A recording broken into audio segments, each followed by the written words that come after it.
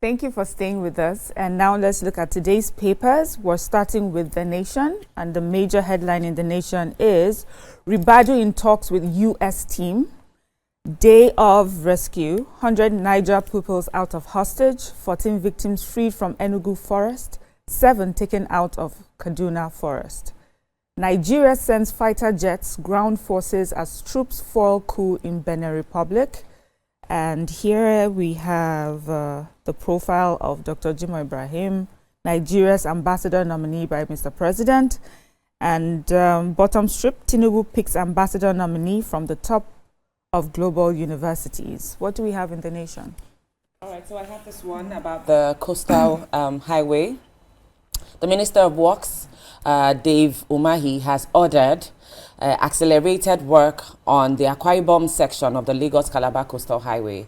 He gave this directive at the weekend when the Senate Committee on Works and political stakeholders inspected the project. The minister was saying that there is an urgent need to ensure that the Akwa Ibom section of the highway meets the level of progress that other parts have made.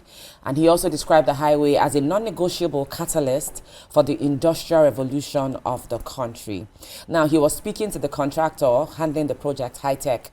He had given them orders to begin roadside landscaping, plant trees, and install solar-powered lights for security and aesthetics, beside the 24-hour work that was scheduled to go on daily on the project. Now, he noted that the challenging part of the road construction, the Section 3, which spans Akwa Ibom and Cross River states, had been strategically realigned from 65 kilometers to 72 kilometers to bypass a terrible 19-kilometer swamp. But he has assured Nigerians that this move will ensure cost control and guarantee durability. Every other time, we're constantly hearing about realignment happening as we go. And to be honest, I honestly feel like if we did a thorough job with the environmental impact assessment, some of these adjustments that we're now making as we go, we would have been averted. From the get-go, would have just known this is the cost and this is the way to go. But, you know, we await with bated breath. They're supposed to be, they're trying to deliver the roads in 24 months. Okay. So we'll see, you know, the turnout. It's supposed to be a boost for economy. Let's just see how this all plays out. Hopeful. Okay. So the Chief of Air Staff, that's CAS, has visited the 2 Nigerian Air Force pilots who survived yesterday's crash. The Alpha jet pilot safely ejected following an in-flight emergency during a post-inspection functional check flight at Nigerian Air Force Base in Kanji, Niger State. The aircraft was said to have developed an emergency shortly after takeoff, prompting the pilots to act swiftly and with remarkable composure, expertly maneuver the jet away from populated area before ejecting, a decision that prevented civilian casualties. So the Nigerian Air Force spokesperson, Air Commodore Ehime Ojodame, said in a statement that the NAV boss had visited the pilots at the hospital as well as the site of the incident. They also praised the pilots for their courage, discipline, and sound judgment, which he said prevented loss of lives. Now, according to Ojodame, the NAV boss acknowledged the prompt, coordinated, and highly professional response of NAV personnel, including search and rescue teams, fire and crash response units, and medical practitioners, whom he said swiftly secured the area and ensured the safety and well-being of, you know, the air crew. Their dedication, teamwork, and sacrifice reflects the commitment to service that the NAF is known for. Okay. And he said that the Air Marshal Aneke have also directed the constitution of a board of inquiry to investigate the incident that happened. Thank Amaka, God we lost no lives. Yeah. Okay, let's move on to the next paper, The Punch, and major headline, security crisis. Tinubu Macron hold talks as U.S. fact-finders arrive. Defection rumors rise as Fubara faces mounting assembly fire. Coastal highway, Cross River residents get 1 billion naira compensation. Boko Haram fight lasting longer than civil war is troubling, says Obasanjo. Anambra prison inmate wins international whistleblower award. Pengasin Dangote rift widens over salary suspension. And we have Abiodun Adeboye Associates honor Adedoyin at 90th birthday Thanksgiving. PDP crisis, Wike bloc plans State Congress's National Convention. And we have Nigeria's World Bank debt to hit $9.65 billion. And here, very tiny picture, foiled coup, ECOWAS deploys troops to Benin. What do we have? Okay, this is a long one. Okay. So on December 3rd, 2025, the international organization Blueprint for Free Speech announced the winners of its whistleblowing prize, which celebrates individuals exposing corruption and human rights abuses. Among the awardees was Nnamdi Eme, a young man who has spent almost 3 years in a correctional center in Anambra State for alleged whistleblowing. The 2025 award marks the 8th edition of the Global Recognition Program. So what had happened was that he had a popular blog, Gist Lover, you understand, published allegations against Anambra police officer Patrick Abwazue, accusing him of kidnapping, extortion, killing, and even harvesting organs. Report further claimed that Abwazue transferred the bodies of those who died in custody to a New World Mortuary in Teje, Anambra State. Following the allegations, the Police Service Commission launched an investigation and took Abwazue into custody for claims of torture, illegal detention, and other abuses before transferring him to Abuja for further questioning.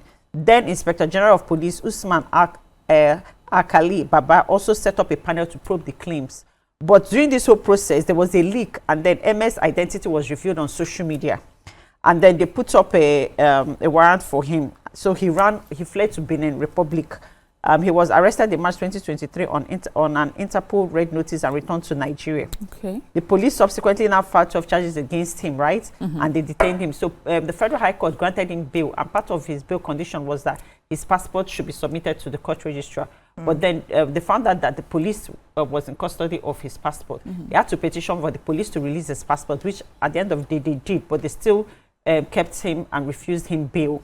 Okay? So now they are filing, but they are saying that the most important thing is that regardless of what they are charging him with, they have not said that the whistleblowing or what he said was false, and that nothing yet has been done about the investigations that led to this whole thing.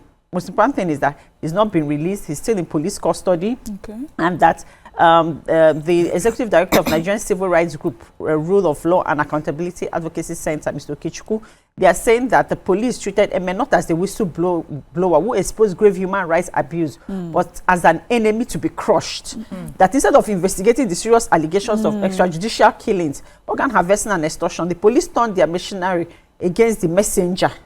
Yes, so they also noted the Executive Director of the international NGO Blueprint for Free Speech now also called for the immediate release of the young man and said that many unanswered questions remain in this case. But the safety of whistleblowers who bring to light any evidence of wrongdoings in the public interest remains of paramount importance, and that they should be protected at all costs. That's what is expected. Yeah. Let's go on a short break. When we come back, we'll continue with the newspapers. Stay with us. Thank you for staying with us. We're still looking at the papers. Who's next on the Punch? Yes, so I have the major headline. President Bola Ahmed Tinubu and his French counterpart, Emmanuel Macron, on Sunday held talks on the security crisis facing the country, touching on areas of collaboration. So the telephone conversation held as a United States delegation comprising the U.S. ambassador to Nigeria and other top officials parleyed with the National Security Advisor, that's Nuhu Ribadu, in Abuja, on the reported Christian persecution and killings in the country. And in a message posted on X on Sunday, Macron said he spoke with President Tinubu and affirmed that France will strengthen its partnership with Nigerian authorities. He wrote, "I spoke with President Tinubu of Nigeria. I conveyed France's solidarity in the face of various security challenges, particularly the terrorist threat in the north. At his request, that's the president's request, we will be strengthening our partnership with the authorities and our support for the affected populations. We call on all our partners to step up their engagement. No one can remain a spectator." He also stated that in the fulfillment of Tinubu's request, his government will cooperate with the federal government to provide support for the affected populations. You know that this has come as a result of all the killings that have been happening across Nigeria, and many countries are beginning to say that we're here to support. There was a time America also declared their form of support, and now France is supporting us as well. Chika, have you got I just have one quick one. Nigeria's World Bank debt to hit $9.65 billion.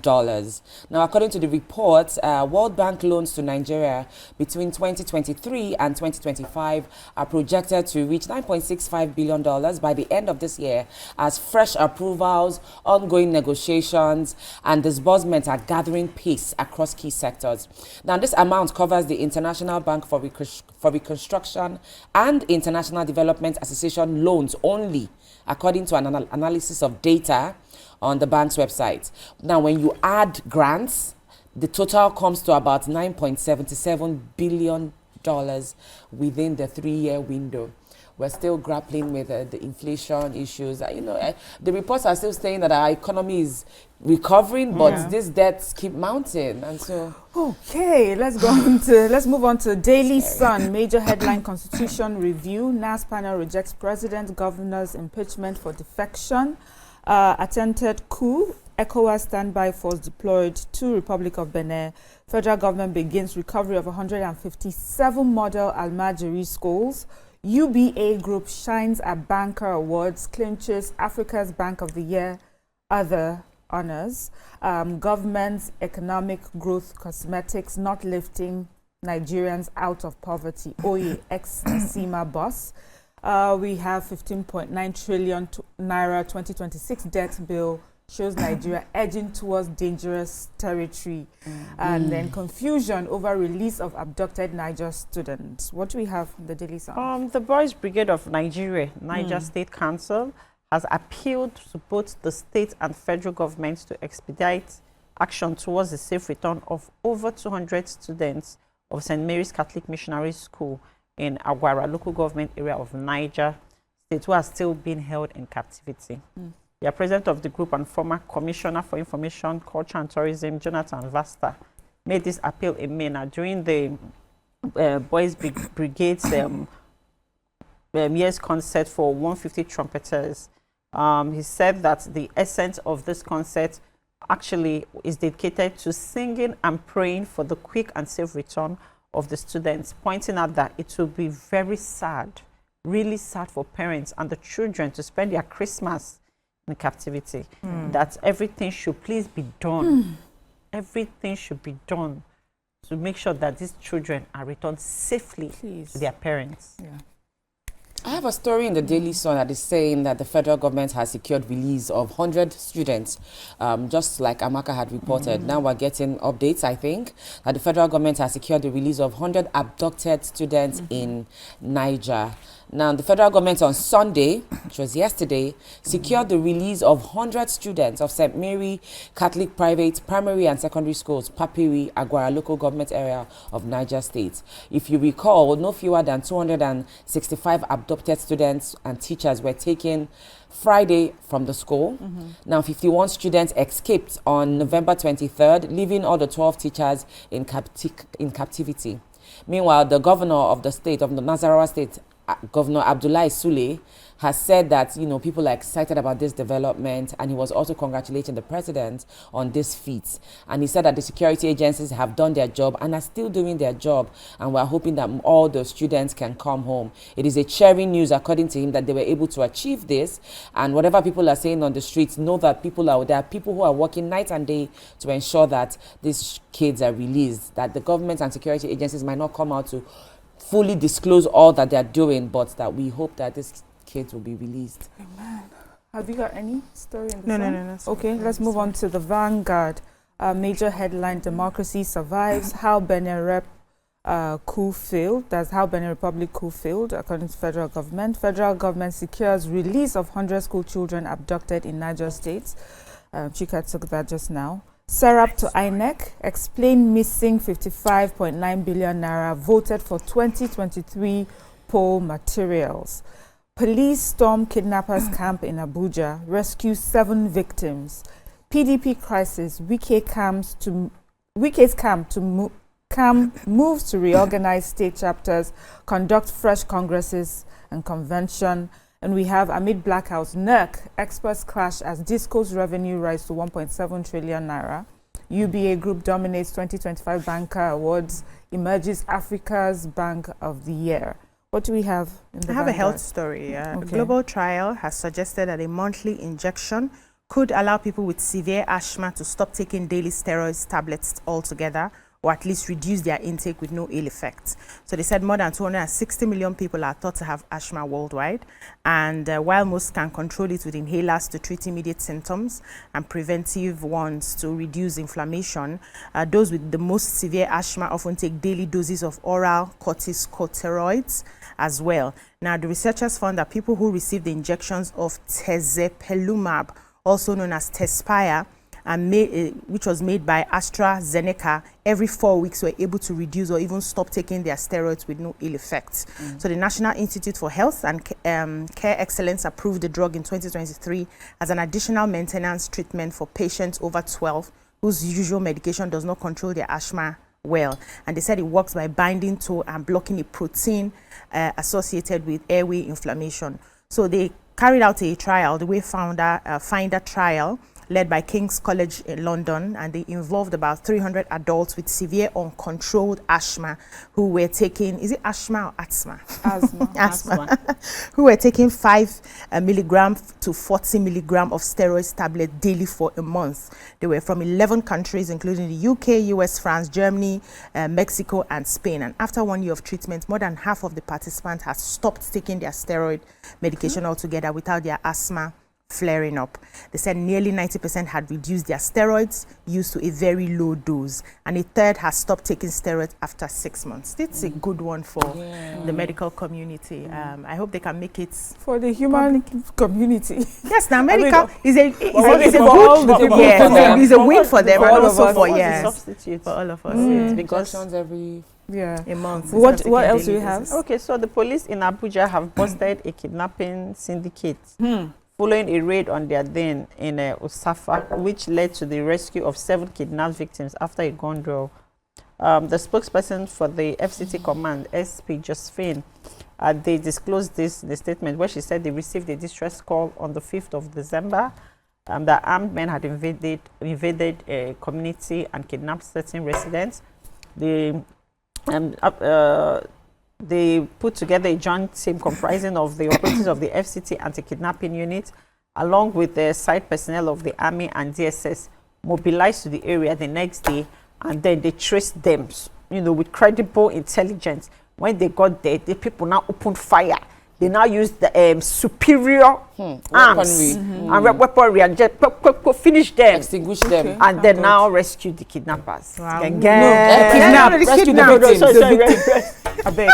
I rescue the victims and get the kidnappers. Wow. Yes, that's good. That's good news. That's good news. Yes. In the scheme of things. Anything else in the Vanguard? Oh, I have. There's a clash currently ongoing. So discos are saying they've witnessed a huge rise in their revenue to the tune of 1.7 trillion naira. However, experts and NEC are now clashing as to the reason for this increase. Now, let me just take the story very quickly. They're singing different songs over what could have led to this increase, like I said. So according to experts are saying that customers are being made to pay for power that they are not consuming. So you're milking the customers, and that's why you're able to achieve this feat. However, the Nigerian Electricity Regulatory Commission, they are saying that efficiency in revenue collection is what has attributed majorly to this particular. So it has nothing to do with electricity really being distributed and received. Okay. It's that's just the highlight of the story. Yes. Can I quickly just add something about the Imo government that sealed the hotel and mortuary over alleged kidnapping and organ harvesting in Imo State? Yes, at Ungo Apala, where that they found out that they've been using the place, keeping people, harvesting their organs. This is terrible. Yes, and this is different from the other one you read earlier. Yes, this is different. This is what they just sealed the place up, a hotel and mortuary. Yes, and Dr. Ibaja Okechukwu and the Commissioner of Police, Aboki Danjuma, they visited the hotel and mortuary in Ungawa Apala area of the state, where decomposing and mutilated corpses were reported. So much is happening. This is terrible.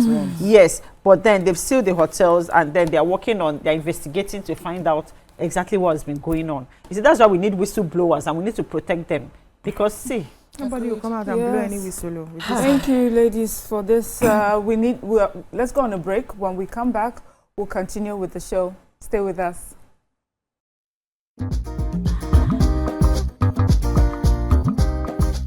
Stay tuned. Your View will be right back.